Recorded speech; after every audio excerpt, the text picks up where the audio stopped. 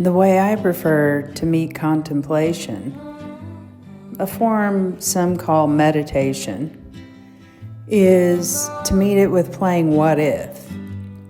And this really shows me where my mind structures, my shadows lie. And I pay very close attention to the emotional movements or physical sensations within inside my body as I ask this question, questioning an old way of thinking about a certain person or time or concept or structure. And I come up with interesting questions, such as this one.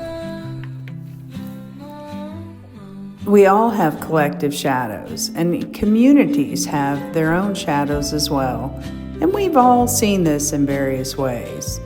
One way is how we resonate with certain communities but not another one. And maybe our good friend has an affinity towards a different group that just kind of feels a little prickly to you or flat out wrong. And these are interesting questions because community shadows can also be in the right place that's transparent. A transparent organization, a community with due process for if there's something that happens. They have a way to work through the conflict and not kill it and not ignore it and run from it. But if the same thing keeps happening, then the community needs to look at it sooner rather than later. Because the more that gets piled on top of it, it's just naturally human to want to look away even more. And those shadows can also determine a community's development. If it's based in one structure against another structure as a way of defining themselves, then it's going to have limited potential as a community as well as for the individuals within it that hold that particular thought or belief system as the only truth or the truth. When in fact, if we're looking with our maturity, then we see that nothing is ever just one anything. One problem or one truth. In fact, it's many things. It's like our TV screen or iPhone or computer screen or whatever screen. When we look at it, we want all the pixels there. Why? If they're burnt out, it seems like it's always burnt out in that place where you really want to see something. Like no matter what image keeps flashing on the screen, there's a blank spot there. There's just dead space. And you can imagine what goes in that space, but you can't really know. And it changes moment by moment. So it's not fixed. We don't watch a movie because the screen doesn't change and the story doesn't evolve. We watch a movie for those reasons. We're not just staring at one picture the whole time. And the story isn't just in a loop. But that's what trauma does, and that's what a very rigid structure can do to those in it, even a spiritual community. So when I play what if, it would sound something like this. Why hasn't the Dalai Lama found his replacement? Dalai Lama being if I understand it correctly, and I'm not a Buddhist, and this may not be precise, but it is the reincarnation of the Buddha coming back as the Dalai Lama. And they go searching for this child, but they haven't found the child. And so then I'm like, what if? Well, it says the child was born in a freer country, a freer world. Okay. What if the child wasn't born there, but maybe lived there by that age that they choose the child?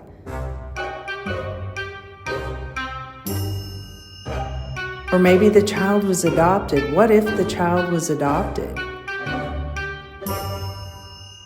What if the child have a medical condition or in an orphanage? Would this really align with who they're looking for? Would they look in the right places, or has the community structures given them such an idealistic perspective? They think they're seeing what's where the pixel is missing, but the image they're seeing is a little distorted. And maybe that's why they haven't found the replacement. They didn't look in the right places, didn't accept more situations, possibly even the perfection of imperfection, such as a medical condition or being an orphan.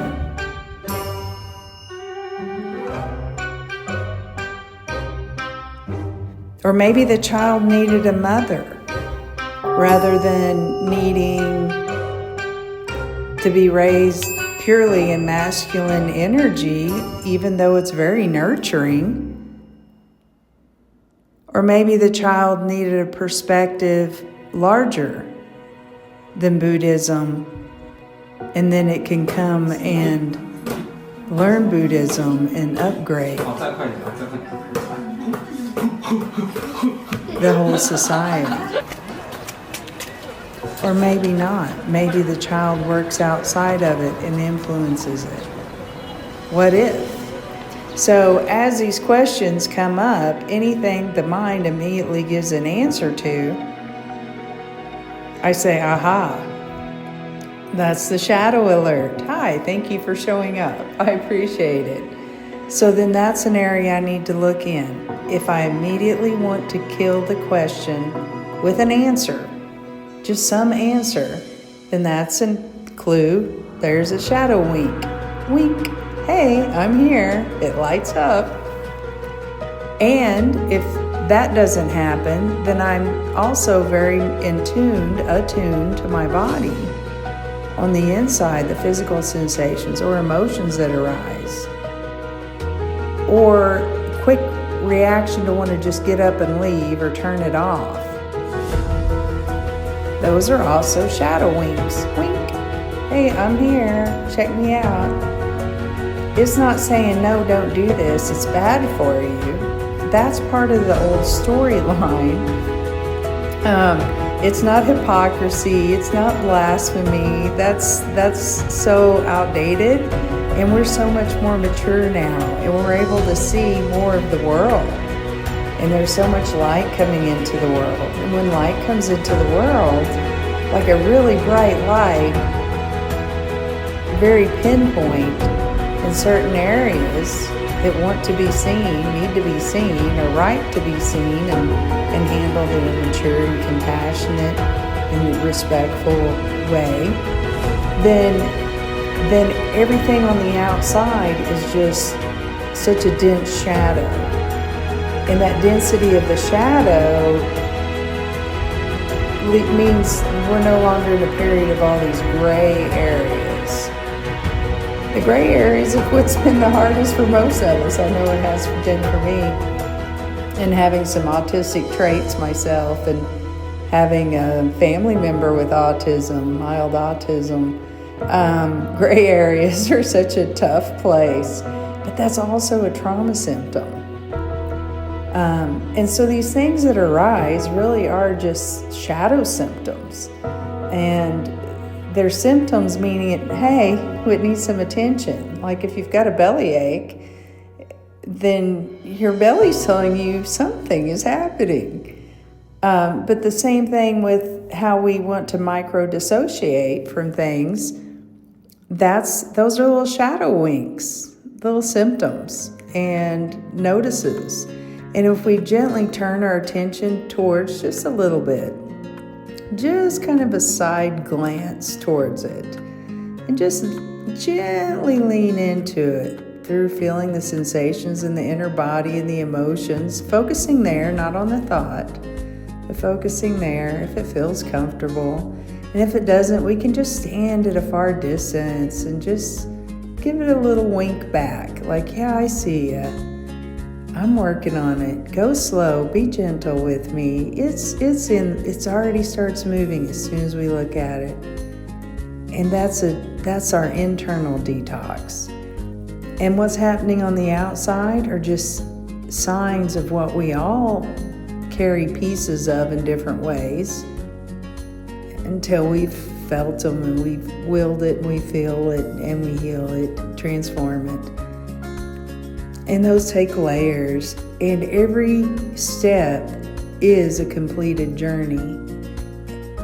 And a journey of 1,000 miles starts beneath our feet, or within our feet, or within our legs, or our belly, or our heart, or our emotional flow, stagnations throughout the body in different places. And then we put life back into flow and sync. And when we hit those what ifs, just doing the same thing in those tensions.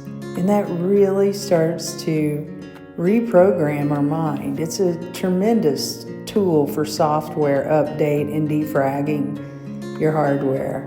It really is.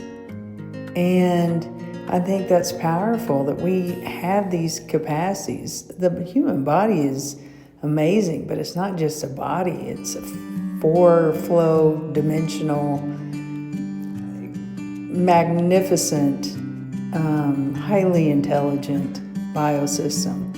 You just got to know how to work with it. And that's what these various processes do. So play what if about anything. What if that whatever other side is actually correct about more things than I'm currently seeing? That's a big one. So maybe start smaller. A little one, a little question. What if? Just be curious. Have fun with it. That's really the key. Be curious and have fun. And notice the micro dissociations. They're such fabulous little shadow winks. Our shadow's not our enemy, it's our friend. When we befriend these shadow parts of us, then we are able to diffuse more light and infuse more light. It's very generative. Very generative.